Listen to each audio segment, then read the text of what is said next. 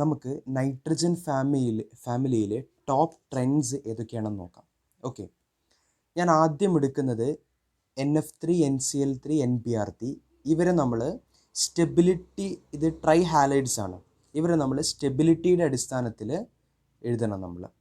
Okay, ഏതിനാണ് കൂടുതൽ stability, ഏതിനാണ് കുറവ് stability, ആ ഓർഡർ നമ്മൾ കണ്ടുപിടിക്കണം. അതിന് നിങ്ങൾക്കൊരു കൺസെപ്റ്റ് പറഞ്ഞുതരാം. അതായത് സിമിലർ ഓർബിറ്റൽസ് ആണെങ്കിൽ അവിടെ എക്സ്റ്റെൻഡ് ഓഫ് ഓവർലാപ്പിംഗ് കൂടുതലായിരിക്കും. എക്സ്റ്റെൻഡ് ഓഫ്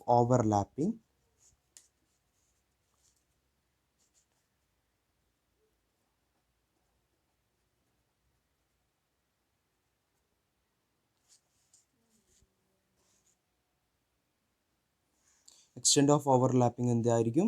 കൂടുതലായിരിക്കും. ഓക്കെ, എക്സ്റ്റെൻഡ് ഓഫ് ഓവർലാപ്പിംഗ് കൂടുതലാണെങ്കിൽ അവിടെയുള്ള അവരുടെ സ്റ്റെബിലിറ്റി എന്ന് പറയുന്നത് കൂടുതലായിരിക്കും. ഓക്കെ, നമുക്ക് NF3 എടുക്കാം. ഇവിടെ നിങ്ങൾക്ക് കാണാം NF3 NCl3 NBr3. ഇവിടെ N കോമൺ ആണ്, നൈട്രജൻ കോമൺ ആണ്. പിന്നെ എന്താണ് ചേഞ്ച് ചെയ്യുന്നത്? 1 ഫ്ലൂറിൻ ആണ്, 2 ക്ലോറിൻ ആണ്, 3 ബ്രോമിൻ ആണ്, ട്രൈഹാലൈഡ്സ് ആണ്. ഓക്കെ, നമുക്കറിയാം നൈട്രജൻ്റെ ഓർബിറ്റൽ ഏതാണ്? നൈട്രജൻ എന്ന് പറയുന്നത് 2s2 2p3 ആണ്, ശരിയല്ലേ? അപ്പോൾ 2p ആണ് നൈട്രജന്. ഫ്ലൂറിൻ എന്താണ്? 2s2 2p5 ആണ്, ശരിയല്ലേ? സോ ഫ്ലൂറിനും എന്താണ്? 2p ആണ്. ഇവിടെ NCl3 വന്നാൽ നൈട്രജൻ 2p ആണ്, എന്നാൽ ക്ലോറിൻ എന്താണ്? 3p ആണ്. NBr3 വന്നാൽ നൈട്രജൻ എന്താണ്? 2p ആണ്, എന്നാൽ ബ്രോമിൻ എന്താണ്? 4p ആണ്. ഓക്കെ, സോ ഇവിടെ നമുക്ക് സിമിലർ ഓർബിറ്റൽസ് കാണാൻ കഴിയുന്നത് എവിടെയാണ്? NF3 ഇവിടെയല്ലേ നമുക്ക് സിമിലർ ഓർബിറ്റൽസ് കാണാൻ കഴിയുന്നത്. അതുകൊണ്ട് തന്നെ NF3 എന്തായിരിക്കും? എക്സ്റ്റെൻഡ് ഓഫ് ഓവർലാപ്പിംഗ് എന്തായിരിക്കും? കൂടുതലായിരിക്കും. സോ ഓട്ടോമാറ്റിക്കലി എന്താണ്? സ്റ്റെബിലിറ്റി എന്തായിരിക്കും? കൂടുതലായിരിക്കും. ഓക്കെ, സോ ഏറ്റവും കൂടുതൽ സ്റ്റെബിലിറ്റി ഉണ്ടാവുക ആർക്കായിരിക്കും? NF3 ഇനി നമ്മൾ NCl3 വന്നാൽ 2p 3p ആണ്. 2p 3p 2p 4p കുറച്ച് അടുത്തല്ലേ കിടക്കുന്നത്? സിമിലർ ഓർബിറ്റൽസ് അല്ലേ? അതുകൊണ്ട് തന്നെ NCl3 extend of overlapping NBr3 compare ചെയ്യുമ്പോൾ എന്തായിരിക്കും? ഇവിടെ കൂടുതലായിരിക്കും. അതുകൊണ്ട് തന്നെ NCl3 NBr3 കമ്പയർ ചെയ്യുമ്പോൾ കുറച്ചുകൂടി സ്റ്റെബിലിറ്റി കൂടുതലായിരിക്കും. ഓക്കെ, സോ നമ്മുടെ ഓർഡർ എന്താണ് വരിക? NF3 greater than NCl3 greater than NBr3. ഇതായിരിക്കും സ്റ്റെബിലിറ്റിയുടെ കറക്റ്റ് ഓർഡർ എന്ന് പറയുന്നത്. ഓക്കെ, ഇനി നമുക്ക് അടുത്തതിലോട്ട് വരാം. ഇവിടെ നമ്മൾ കണ്ടുപിടിക്കേണ്ടത് ലൂയിസ് ബേസിക് സ്ട്രെങ്ത് ഓർഡർ ആണ്. NF3 NCl3 NBr3 and Ni3. ഇവിടെ നിങ്ങൾ ആദ്യം മനസ്സിലാക്കേണ്ടത്, ഇവിടെ NF3 ഇവിടെ നൈട്രജൻ കോമൺ ആണ്. എല്ലാ കോമ്പൗണ്ട്സിലും നൈട്രജൻ കോമൺ ആണ്, എന്നാൽ ഹാലൈഡ്സ് ഡിഫറെൻ്റ് ആണ്. 1 ഫ്ലൂറിൻ ആണ്, 2 ക്ലോറിൻ ആണ്, 3 ബ്രോമിൻ ആണ്, 4 അയഡിൻ ആണ്. ഇവിടെ നൈട്രജനിൽ നമുക്കൊരു ലോൺ പെയർ കാണാൻ കഴിയും. എല്ലാ കോമ്പൗണ്ട്സിലും നൈട്രജനിൽ നമുക്ക് എന്ത് കാണാൻ കഴിയും? ഒരു ലോൺ പെയർ കാണാൻ കഴിയും. ഓക്കെ, ഇവിടെ നിങ്ങൾ മനസ്സിലാക്കേണ്ട മറ്റൊരു കൺസെപ്റ്റ്, നിങ്ങൾക്ക് ഇലക്ട്രോനെഗറ്റിവിറ്റിയുടെ ഓർഡർ അറിയണം. നോർമലി സോ നമ്മൾ ഹാലജൻസിൻ്റെ ഗ്രൂപ്പ് എടുക്കുകയാണെങ്കിൽ ഫ്ലൂറിൻ, ക്ലോറിൻ, ബ്രോമിൻ, അയഡിൻ. ഏറ്റവും മുകളിലുള്ള എലമെൻ്റ് എന്ന് പറയുന്നത് ഫ്ലൂറിൻ ആണ്, ഏറ്റവും താഴെ ഏതാണ്? അയഡിൻ ആണ്. മുകളിൽ നിന്ന് താഴോട്ട് വരുമ്പോൾ ഇലക്ട്രോനെഗറ്റിവിറ്റി കുറഞ്ഞു വരും. അതായത് ഏറ്റവും കൂടുതൽ ഇലക്ട്രോനെഗറ്റീവ് ഉണ്ടാവുക ആർക്കായിരിക്കും? നോർമലി ഫ്ലൂറിൻ ആയിരിക്കും. ഓക്കെ, സോ നിങ്ങൾ ഇലക്ട്രോനെഗറ്റിവിറ്റിയുടെ ഓർഡർ ആദ്യം മനസ്സിലാക്കുക. പിന്നെ നിങ്ങൾ മനസ്സിലാക്കേണ്ടത്, ഇലക്ട്രോനെഗറ്റിവിറ്റി കൂടുതലാണെങ്കിൽ ഇവിടെ ഫ്ലൂറിന് ഇലക്ട്രോനെഗറ്റിവിറ്റി കൂടുതലാണ്. അതുകൊണ്ട് തന്നെ ഇലക്ട്രോനെഗറ്റിവിറ്റി കൂടിയ ഫ്ലോറിന് ഈ ലോൺ പെയറിനെ എന്ത് ചെയ്യും? അട്രാക്റ്റ് ചെയ്യും. അതുകൊണ്ട് തന്നെ ഈ നൈട്രജന് ലോൺ പെയറിനെ ഡൊണേറ്റ് ചെയ്യാൻ കഴിയില്ല. മനസ്സിലായോ? ഇങ്ങോട്ട് അട്രാക്റ്റ് ചെയ്യും. പക്ഷേ Ni3 വരികയാണെങ്കിൽ ഇവിടെ ഇലക്ട്രോനെഗറ്റിവിറ്റി കുറവാണ്. അതുകൊണ്ട് തന്നെ ഈ ലോൺ പെയറിനെ NF3 കമ്പയർ ചെയ്യുമ്പോൾ അത്രക്ക് അങ്ങോട്ട് അട്രാക്റ്റ് ചെയ്യില്ല. ആരെ? അയഡിന് നൈട്രജനിലുള്ള ലോൺ പെയറിനെ അത്രക്ക് അങ്ങോട്ട് വലിക്കില്ല. അതുകൊണ്ട് തന്നെ നമുക്കിവിടെ Ni3 ഫ്രീ ആണ്. അതായത് നൈട്രജനിലെ ലോൺ പെയർ നമുക്ക് ഈസി ആയിട്ട് ഡൊണേറ്റ് ചെയ്യാം. അതുകൊണ്ട് തന്നെ ഏറ്റവും കൂടുതൽ സ്ട്രെങ്ത് ഉണ്ടാവുക ആർക്കായിരിക്കും? Ni3ക്കായിരിക്കും compared to NBr3 and NCl3. ഏറ്റവും കുറവ് ആർക്കായിരിക്കും? NF3ക്കായിരിക്കും. നിങ്ങൾ മനസ്സിലാക്കിയോ എന്താ പറഞ്ഞ കാരണം? എന്താണ് ഇവിടെ ഇലക്ട്രോ നെഗറ്റിവിറ്റി കൂടിയ ആൾ, ഇവിടെ ഫ്ലൂറിന് NF3യിലെ ഫ്ലൂറിന് ഇലക്ട്രോ നെഗറ്റീവ് കൂടുതലാണ്. അതുകൊണ്ട് നൈട്രജനിലെ ലോൺ പെയറിനെ ഡൊണേറ്റ് ചെയ്യാൻ കഴിയില്ല. എന്നാൽ Ni3യിലെ അയഡിൻ എന്താണ് ഇലക്ട്രോൺ നെഗറ്റിവിറ്റി കുറവായതുകൊണ്ട് നൈട്രജന് ഇലക്ട്രോൺ പെയറിനെ അല്ലെങ്കിൽ ബാലൻസ് ഇലക്ട്രോൺ പെയറിനെ ഡൊണേറ്റ് ചെയ്യാൻ കഴിയും. അതുകൊണ്ട് തന്നെ ഇവിടെ എന്താണ് ഇവിടെ ഏറ്റവും കൂടുതൽ സ്ട്രെങ്ത് Ni3ക്കായിരിക്കും. ഓക്കെ, ഇനി നമുക്ക് അടുത്തതിലോട്ട് വരാം. ഇവിടെ നമ്മൾ bond angle order among halides of phosphorus, ഫോസ്ഫറസിൻ്റെ ഹാലൈഡ്സിലെ ബോണ്ട് ആംഗിളിൻ്റെ ഓർഡറാണ് നമ്മൾ കണ്ടുപിടിക്കുന്നത്. ഇതെല്ലാം ഇവിടെ കോമൺ എലമെൻ്റ് എന്ന് പറയുന്നത് ഫോസ്ഫറസ് ആണ്.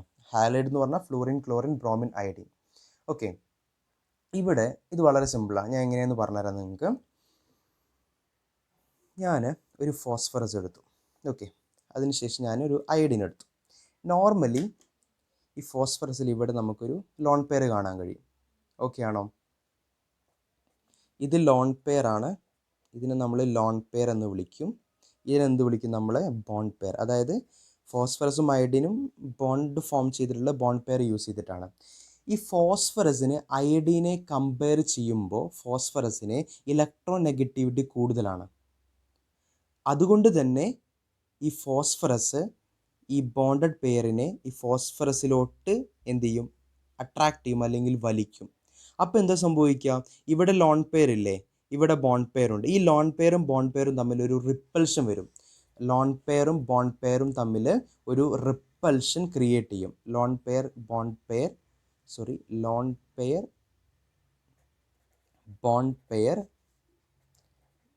റിപ്പൽഷൻ.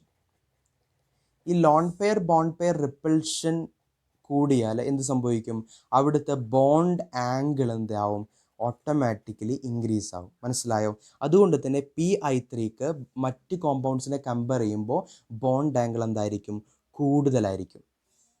എന്നാൽ നമ്മൾ PF3 വന്ന് നോക്കിയാൽ ഇവിടെ നമുക്ക് മനസ്സിലാവും, ഇവിടെ ഫോസ്ഫറസിനേക്കാളും കൂടുതൽ, ഇവിടെ നമുക്ക് ലോൺ പെയർ ഞാൻ കാണിക്കാം. ഇവിടെ ഫോസ്ഫറസിനേക്കാളും കൂടുതൽ ഇലക്ട്രോ നെഗറ്റിവിറ്റി ഉള്ളത് ഫ്ലൂറിനാണ്. അതായത് ഫ്ലൂറിൻ ഇങ്ങോട്ടാണ് വലിക്കുക, അതായത് ഇങ്ങോട്ടാണ് ബോണ്ട് പെയർ വരുന്നത്. പക്ഷേ ലോൺ പെയർ അവിടെ, രണ്ടും ഓപ്പോസിറ്റ് സൈഡിലാണ്. അതുകൊണ്ട് തന്നെ എന്താണ് ഇവിടെ റിപ്പൽഷൻ കുറവാണ്. ഇവിടെ loan pair bond pair repulsion കുറവാണ്. അതുകൊണ്ട് തന്നെ ഓട്ടോമാറ്റിക്കലി ബോണ്ട് ആംഗിൾ എന്തായിരിക്കും? കുറവായിരിക്കും. സോ ഏറ്റവും കൂടുതൽ Pi3യിലായിരിക്കും, ഏറ്റവും കുറവ് എവിടെയായിരിക്കും? PF3യിലായിരിക്കും. സോ കറക്റ്റ് ഓർഡർ എന്ന് പറയുന്നത് ഇങ്ങനെയായിരിക്കും. മനസ്സിലായോ? ബോണ്ട് ആംഗിൾ കൂടാൻ കാരണം എന്താണ്? Loan pair bond pair repulsion ആണ് എന്നുള്ളത് മനസ്സിലാക്കിയിരിക്കുക.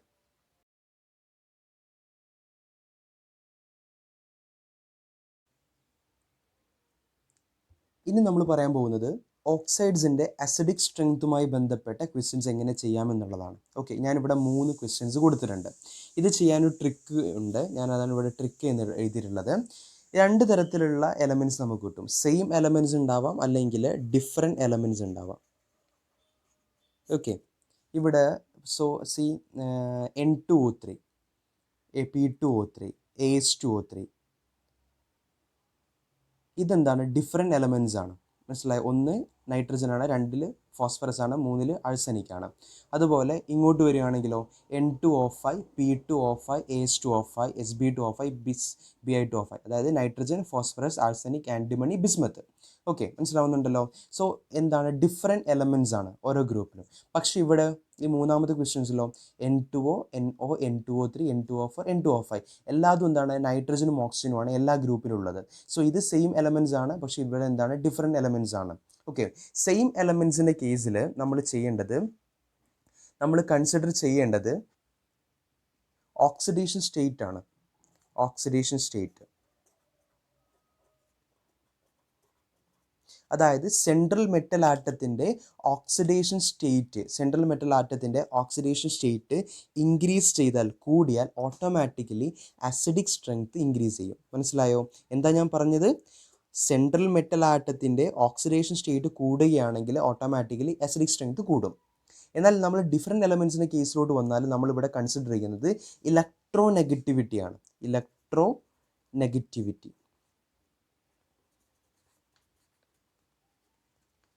അതായത് സെൻട്രൽ മെറ്റൽ ആറ്റത്തിൻ്റെ ഇലക്ട്രോ നെഗറ്റിവിറ്റി കൂടുകയാണെങ്കിൽ ഓട്ടോമാറ്റിക്കലി അസിഡിക് സ്ട്രെങ്ത് എന്ത് ചെയ്യും? ഇൻക്രീസ് ചെയ്യും, കൂടും. Acidic strength increases. ഞാൻ ഒന്നുകൂടിയും പറയാം, ട്രിക്ക് എന്താണ്? സെയിം എലമെൻറ്റ്സ് ആണെങ്കിൽ നമ്മൾ എന്ത് കൺസിഡർ ചെയ്യണം? ഓക്സിഡേഷൻ സ്റ്റേറ്റ് കൺസിഡർ ചെയ്യണം. ഓക്സിഡേഷൻ സ്റ്റേറ്റ് കൂടുകയാണെങ്കിൽ സെൻട്രൽ മെറ്റൽ ആറ്റത്തിൻ്റെ ഓക്സിഡേഷൻ സ്റ്റേറ്റ് കൂടുകയാണെങ്കിൽ അസിഡിക് സ്ട്രെങ്ത് കൂടും. എന്നാൽ നമ്മൾ ഡിഫറെൻറ്റ് എലമെൻറ്റ്സിൻ്റെ കേസിൽ നമ്മൾ എന്ത് ചെയ്യണം? ഇലക്ട്രോ നെഗറ്റിവിറ്റിയാണ് കൺസിഡർ ചെയ്യേണ്ടത്. ഇലക്ട്രോ നെഗറ്റിവിറ്റി കൂടുകയാണെങ്കിൽ അസിഡിക് സ്ട്രെങ്ത് കൂടും. ഓക്കെ ആണോ? നമുക്ക് ആദ്യത്തെ ക്വസ്റ്റ്യനിലോട്ട് വരാം. ഇവിടെ ഏതാണ്? ഡിഫറെൻറ്റ് എലമെൻറ്റ്സ് ആണ്. ഒന്നിൽ നൈട്രജൻ ആണ്, അടുത്തിൽ ഫോസ്ഫറസ് ആണ്, മൂന്നാമത്തേതിൽ എന്താണ്? ആഴ്സനിക്കാണ്. സോ ഡിഫറെൻറ്റ് എലമെൻറ്റ്സ് ആണ്. ഡിഫറെൻറ്റ് എലമെൻറ്റ്സിൽ നമ്മൾ എന്ത് പരിഗണിക്കണം? ഇലക്ട്രോ നെഗറ്റിവിറ്റി പരിഗണിക്കണം. ഇവിടെ ഏറ്റവും കൂടുതൽ ഇലക്ട്രോ നെഗറ്റിവിറ്റി ആർക്കാം? ഇത് നൈട്രജൻ ഗ്രൂപ്പ് അല്ലേ? അതായത് നൈട്രജൻ ഗ്രൂപ്പിൽ മെമ്പേഴ്സിനെ ഞാൻ ഇവിടെ എഴുതാം. Nitrogen, phosphorus, arsenic, antimony and bismuth. ശരിയല്ലേ? മുകളിൽ നിന്ന് താഴോട്ട് വരുമ്പോൾ ഇലക്ട്രോ നെഗറ്റിവിറ്റി കുറഞ്ഞു വരും. അതായത് ഏറ്റവും കൂടുതൽ ഇലക്ട്രോ നെഗറ്റിവിറ്റി മുകളിലുള്ള എലമെൻസിനായിരിക്കും, ഏറ്റവും കുറവ് എവിടെയായിരിക്കും? താഴെയുള്ള എലമെൻസിനായിരിക്കും. ഓക്കെ, സോ ഏറ്റവും മുകളിലുള്ള നൈട്രജൻ ആയിരിക്കും ഏറ്റവും കൂടുതൽ ഇലക്ട്രോ നെഗറ്റിവിറ്റി. അതുകൊണ്ട് തന്നെ നൈട്രജൻ ഉൾപ്പെടുന്ന N2O3 ആയിരിക്കും ഏറ്റവും കൂടുതൽ അസിഡിക് സ്ട്രെങ്ത്. അതിനുശേഷം P2O3, ദെൻ ഏറ്റവും കുറവായിരിക്കും H2O3 ആയിരിക്കും. ഓക്കെ, ഇനി നമുക്ക് അടുത്ത ക്വസ്റ്റ്യനിലോട്ട് വരാം. ഇത് ഈസി. ഇതെന്താണ്? ഡിഫറെൻറ്റ് എലമെൻറ്റ്സ് ആണ്. സോ നമ്മൾ എന്ത് കൺസിഡർ ചെയ്യണം? ഇലക്ട്രോ നെഗറ്റിവിറ്റി കൺസിഡർ ചെയ്യണം. ഏറ്റവും കൂടുതൽ ഇലക്ട്രോ നെഗറ്റിവിറ്റി നൈട്രജൻ ആണ്. സോ നൈട്രജൻ ഉൾപ്പെടുന്ന N2O5 ഏറ്റവും കൂടുതൽ അസിഡിക് സ്ട്രെങ്ത്. എന്നാൽ Bi2O5 ബിസ്മത്തിനാണ് ഏറ്റവും കുറവ് ഇലക്ട്രോ നെഗറ്റിവിറ്റി. സോ ബിസ്മത്ത് ഉൾപ്പെടുന്ന Bi2O5 ഏറ്റവും കുറവ് അസിഡിക് സ്ട്രെങ്ത് ഉണ്ടാവുക. സോ ഇതായിരിക്കും കറക്റ്റ് ഓർഡർ. മനസ്സിലായല്ലോ? ഇനി നമ്മൾ എന്താണ്? സെയിം എലമെൻറ്റിൻ്റെ കേസിലോട്ട് വരാം. ഓക്കെ, എല്ലാത്തിലും എന്താണ്? നൈട്രജനും ഓക്സിജനുമാണ് എലമെൻറ്റ്സ് ആയിട്ട് വരുന്നത്. ഇവിടെ നമ്മൾ എന്ത് കൺസിഡർ ചെയ്യണം? ഓക്സിഡേഷൻ സ്റ്റേറ്റ് കൺസിഡർ ചെയ്യണം. ഇവിടെ N2O എന്ന് പറയുന്നത് എന്താണ്? -2 ആണ്. സോ നൈട്രജൻ ഇവിടെ എന്തായിരിക്കും? +1 ആയിരിക്കും. 1 × 2 2 അല്ലേ? അതുപോലെ ഇവിടെ എന്തായിരിക്കും? -2 ആണ് ഓക്സിജന്. സോ നൈട്രജൻ, അതായത് ഇവിടെ നൈട്രജൻ ആണ് സെൻട്രൽ ആറ്റം. മനസ്സിലായല്ലോ? നൈട്രജൻ ആണ് ഇവിടെ സെൻട്രൽ ആറ്റം. അതുപോലെ ഇവിടെ N2O5 നൈട്രജൻ ആണ് സെൻട്രൽ ആറ്റം. P2O5 ഫോസ്ഫറസ് ആണ് സെൻട്രൽ ആറ്റം. H2O3 ആഴ്സനിക് ആണ് സെൻട്രൽ ആറ്റം. മനസ്സിലായല്ലോ? നമ്മൾ സെൻട്രൽ ആറ്റത്തിൻ്റെ ഇലക്ട്രോ നെഗറ്റിവിറ്റിയും അതുപോലെ ഓക്സിഡേഷൻ സ്റ്റേറ്റുമാണ് പരിഗണിക്കേണ്ടത്. ഓക്കെ, ഇവിടെ സെൻട്രൽ ആറ്റം ആയിട്ടുള്ള നൈട്രജൻ്റെ ഓക്സിഡേഷൻ സ്റ്റേറ്റ് എത്രയാണ്? +2 ആണ്. ഇവിടെ എത്രയായിരിക്കും? +3 ആയിരിക്കും. ഇവിടെ +4 ആയിരിക്കും. ഇവിടെ +5 ആയിരിക്കും. സോ ഏറ്റവും കൂടുതൽ ഓക്സിഡേഷൻ സ്റ്റേറ്റ് ആർക്കാണ്? N2O5 അതുകൊണ്ട് തന്നെ N2O5 ഏറ്റവും കൂടുതൽ അസിഡിക് സ്ട്രെങ്ത്. അതിനുശേഷം ആരാണ്? N2O4 then N2O3, then NO. ഏറ്റവും കുറവ് ആർക്കായിരിക്കും? N2O ആയിരിക്കും. ഇവിടെയാണ് +1 ഏറ്റവും കുറവ് ഓക്സിഡേഷൻ സ്റ്റേറ്റ് ഉള്ളത്. സോ ഏറ്റവും കുറവ് അസിഡിക് സ്ട്രെങ്ത് N2O ഇതായിരിക്കും കറക്റ്റ് ഓർഡർ. ഞാൻ ഒന്നുകൂടി ചുരുക്കി പറയാം. അതായത് സെയിം എലമെൻറ്റ്സ് ആണെങ്കിൽ നമ്മൾ എന്ത് കൺസിഡർ ചെയ്യണം? ഓക്സിഡേഷൻ സ്റ്റേറ്റ് കൺസിഡർ ചെയ്യണം. ഓക്സിഡേഷൻ സ്റ്റേറ്റ് സെൻട്രൽ എലമെൻറ്റിൻ്റെ ഓക്സിഡേഷൻ സ്റ്റേറ്റ് കൂടുകയാണെങ്കിൽ അസിഡിക് സ്ട്രെങ്ത് കൂടും. ഓക്കെ, നമ്മൾ ഡിഫറെൻറ്റ് എലമെൻറ്റ്സിൻ്റെ കേസിൽ നമ്മൾ എന്ത് കൺസിഡർ ചെയ്യണം? ഇലക്ട്രോ നെഗറ്റിവിറ്റി കൺസിഡർ ചെയ്യണം. ഇലക്ട്രോ നെഗറ്റിവിറ്റി സെൻട്രൽ ആറ്റത്തിൻ്റെ ഇലക്ട്രോ നെഗറ്റിവിറ്റി കൂടുകയാണെങ്കിൽ അസിഡിക് സ്ട്രെങ്ത് കൂടും. ഓക്കെ ആണോ?